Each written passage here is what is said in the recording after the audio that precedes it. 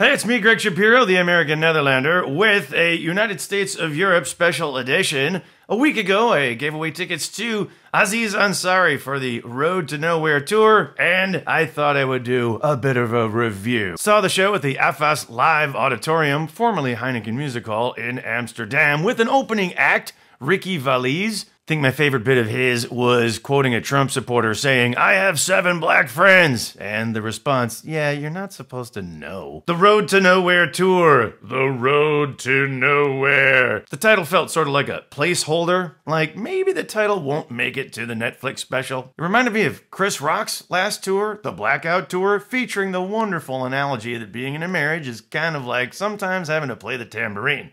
Well, the Netflix special was called Tambourine. And like Chris Rock, dared to go very personal with his Tambourine special. There was a big question mark hanging over this show. Would Aziz talk about his brush with the Me Too Time's Up movement? In fact, how does someone come back from accusations of sexual misconduct? I mean, by now, we know how not to do it. Just show up and act like nothing happened. Aziz came out, started off the show. If he was going to bring it up, might have done it right away, but no, he didn't. And yet, the first topics he did talk about were R. Kelly and Michael Jackson.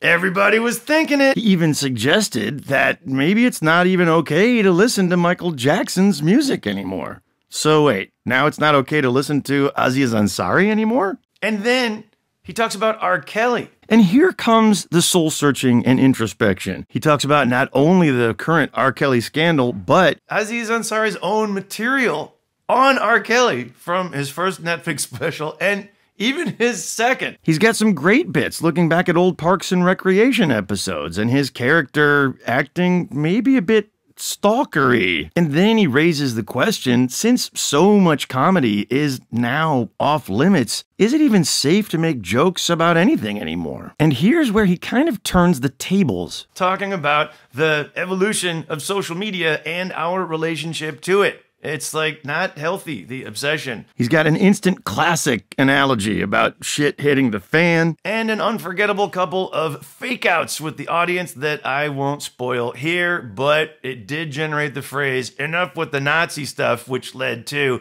the image of Aziz Ansari hawking Nazi memorabilia from the back of his car saying, "Nazi stuff, Nazi stuff." For me, the most consistent laugh out loud moments came with the stories about Aziz Ansari's new girlfriend from Denmark. And Aziz said, "I guess there's no racism there." Oh, really? Have you not watched any Danish series or been to Denmark or read the news? But the point is, getting toward the end of the show, that he is clearly hyper aware of sexual, racial power issues. And he's now clearly capable of maintaining a healthy female relationship. I wasn't sure if he was aware of it or not, but Aziz was kind of putting himself on trial in the Court of Public Opinion and acting as his own defense. The show hit a climax. I thought he could have ended, but then no, Aziz Ansari went a step further to address the elephant in the room, the sexual misconduct issue. He was really kind of playing with fire. Might have well called the show Playing with Fire. But was it a joke? No, not really. Legally, I don't know how much he could say about it, honestly, you know? But then he ended with a callback joke. Now, speaking as an armchair quarterback or uncomfortable chair comedian, I was there thinking, wow, he had such a theme through the show of these fake out moments. And it seems to me he could have used that for addressing this issue. We would have like tacitly forgiven him, moved on, but he didn't do that.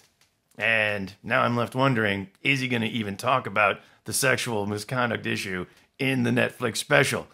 I enjoyed the show, and I guess I'll find out when I watch the special. We're on the road to nowhere. Come on inside. Taking that ride to nowhere. We'll take that ride. I'm feeling okay this morning, so you know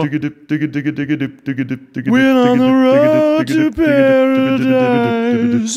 Here we go. Here we go.